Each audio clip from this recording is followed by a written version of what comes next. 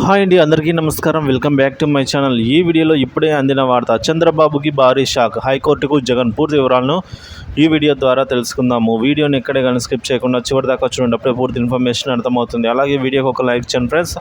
ఇక విషయానికి వచ్చినట్లయితే, తనకు ప్రాణహాని ఉంది అంటూ సెక్యూరిటీ భద్రత కల్పించాలని ఏపీ మాజీ సీఎం జగన్మోహన్ రెడ్డి హైకోర్టులో పిటిషన్ దాఖలు చేశారండి. సో తన నివాసం వద్ద ఉన్న సెక్యూరిటీలో ప్రభుత్వం మార్పులు చేసింది. దీంతో జగన్ అభ్యంతరకరం వ్యక్తం చేశారు. తనకు తగినంత సెక్యూరిటీ కల్పించేలా ప్రభుత్వాన్ని ఆదేశించాలని హైకోర్టును ఆశ్రయించారు. తనకు కేటాయించిన వాహనం కూడా సరిగా లేదని పిటిషన్లో పేర్కొన్నారు. మరమ్మతులకు గురైన వాహనాన్ని కేటాయించారని తెలిపారు. ఈ పిటిషన్ స్వీకరించిన కోర్టు ధర్మాసనం మరో 2 రోజుల్లో విచారణ చేపట్టే అవకాశం ఉందని తెలుస్తోంది.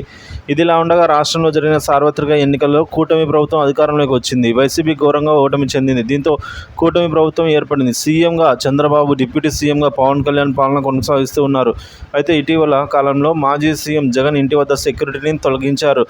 జగన్ ముఖ్యమంత్రిగా ఉన్న సమయంలో తాడేపల్లిలో ఆయన ఇంటి వద్ద హై సెక్యూరిటీ ఉండేది. జగన్ ఇంటికి వెళ్లే దారిలో ఉన్న హైడ్రాలిక్ బోల్టర్స్, టైర్ కిల్లర్స్తో పాటుగా చెక్ పోస్టులు ఉండేది. దాదాపుగా 310 మంది రక్షణలో జగన్ ఉండేవారు. అయితే పాలన మారడంతో పోలీసు అధికారులు సంచలన నిర్ణయం తీసుకున్నారు. జనం నుంచి వచ్చిన ఫిర్యాదులతో జగన్ సెక్యూరిటీలో మార్పులు చేశారు. దీంతో తన నివాసం వద్ద జగన్ ప్రైవేట్ సెక్యూరిటీని పెట్టుకున్నారు. ఈ పరిణామాలపై ఆగ్రహం వ్యక్తం చేసిన జగన్ తన ఇంటి వద్ద సెక్యూరిటీ తగ్గించడాన్ని హైకోర్టులో సవాల్ చేశారండి.